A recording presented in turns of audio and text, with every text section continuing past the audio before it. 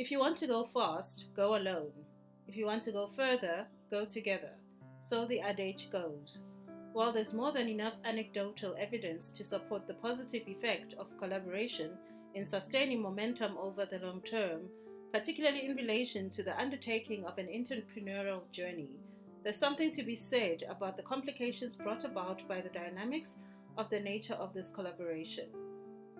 The matter is further complicated by key contextual factors, such as whether the structure of the collaboration was agreed upon upfront or whether such a collaboration is a construct of a combination of assumptions made by each individual member within the team as the entrepreneurial journey unfolded. Complications demonstrated by the Stephen Wozniak debacle around the founding of now tech giant Apple, as well as the legal wrangling between the Winklevoss twins and famed Facebook founder Mark Zuckerberg, the result of which was a $65 million settlement, are evidence of just how hairy these collaborative endeavors can become in the long run, whether a formal agreement had been made at the onset or not. The main factor mainly contributing to the complication of matters when two or more individuals decide to embark on a mutually beneficial entrepreneurial journey together is that there's often very little to lose at the beginning of the journey. What exists during the initial stages is typically the actual idea on which the premise of the pursuit is built, as well as the desire to see those ideas come to fruition. Over and above this, very little much else exists in most such contexts. The process typically initializes with a generally casual repertoire around equity split decisions and only really starts to become a burning issue once value creation is underway and the level of commitment as well as the associated contribution of each individual or lack thereof becomes more apparent as the process unfolds. Each member starts to evaluate the potential share of the spoils as more time, effort, and potentially money is contributed and spent in order to achieve initial major milestones such as the production of the first prototype or minimum viable product, i.e. MVP. What convolutes the situation even further is that the expertise, or better still, the contribution aligned to each member's strengths, is often required at different junctures of the journey, meaning that in some contexts, it may not be particularly obvious whether a particular member generally has a poor work ethic and is not suited to the team, or simply that their core strengths are not useful at a given stage of the process, but would definitely be needed at a later stage. And the possibility exists that the said member would quite likely more than adequately rise to the occasion at the stage at which their contribution is required. What this conundrum highlights is that there has to be a better way in which founders and entrepreneurs can deploy collaboration and teaming in such a way as to ensure the sustainability of the envisioned endeavor, while still maintaining the agile flavor that comes with startups and entrepreneurship, such as adaptability to uncertainty, comfort with thinking on one's feet, as well as decision-making primarily driven by gut feel and hubris. The first step is usually shaped by how the idea on which the venture would be built comes about. An obvious scenario is one where a solo founder comes up or discovers an idea on which they believe they could build a viable business that could go the distance. The motivation might be to either build a legacy business or to attract acquisition, resulting with a life-changing payday for the enterprising founder.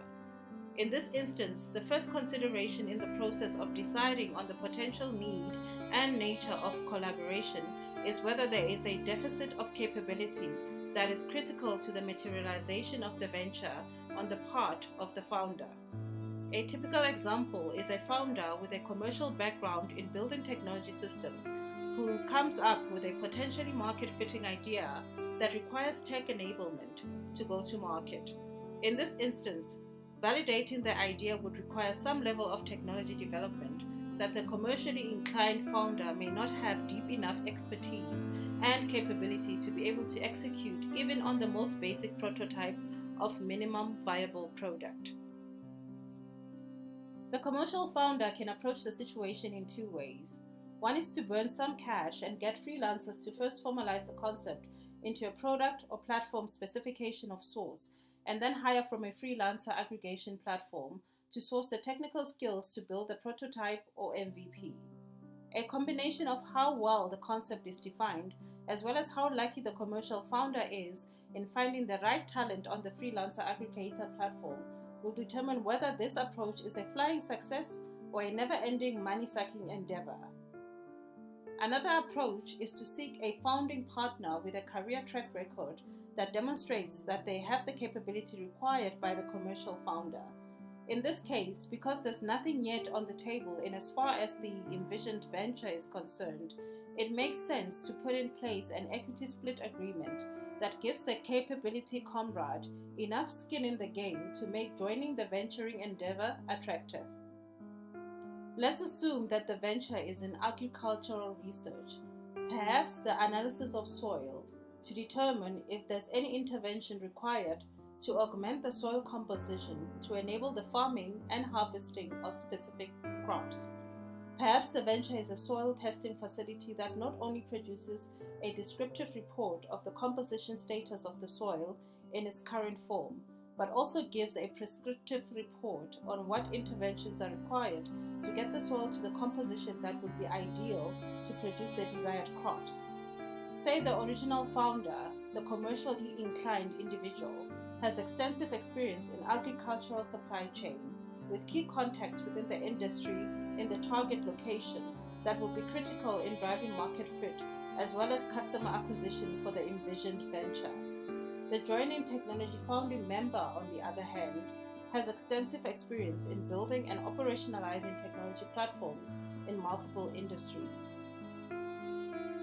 Between the two founders, they know enough about the external context as well as the required internal structure to successfully approach the market with their venture from both the operational and strategic perspectives.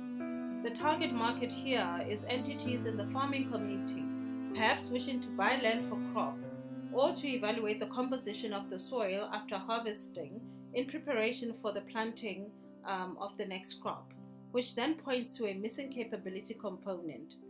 Soil testing capability specifically for agricultural purposes is required to structure a value proposition that will make sense to the target market.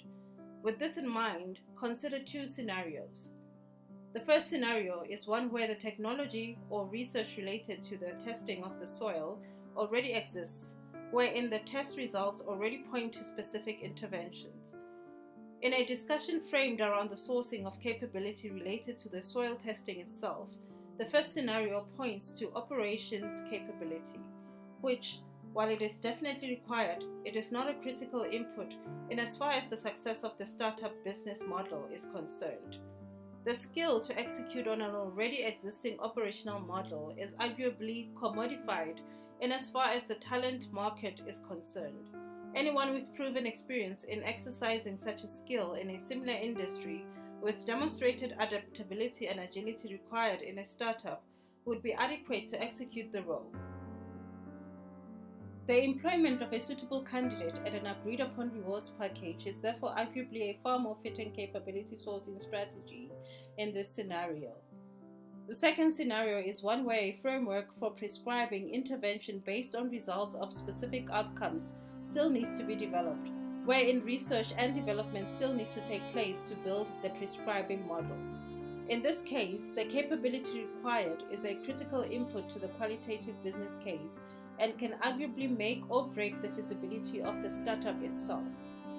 In this case, anyone that brings this capability to the table should, on both principle and technical terms, be a founding member with notable equity. The fit analysis in this case should go deeper than the assessing of a potential employee.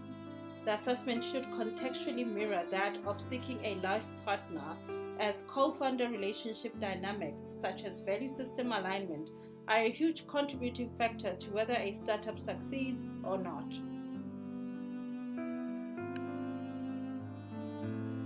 Giving away equity can be quite an effective way to source capability. However, it is imperative for the founder or founding partners to make some basic decisions up front about the model through which they wish to employ the advancement of equity to source capability. This process tends to demand some tough conversations, thinking, and strategizing around the envisioned future equity structure and dilution scenarios in achieving the balance between using equity to source capability versus using equity to source funding for survival or growth. Shying away from such decisions could prove to be a costly mistake at a later stage, as demonstrated by anecdotal evidence in the cases such as those of Apple and Facebook.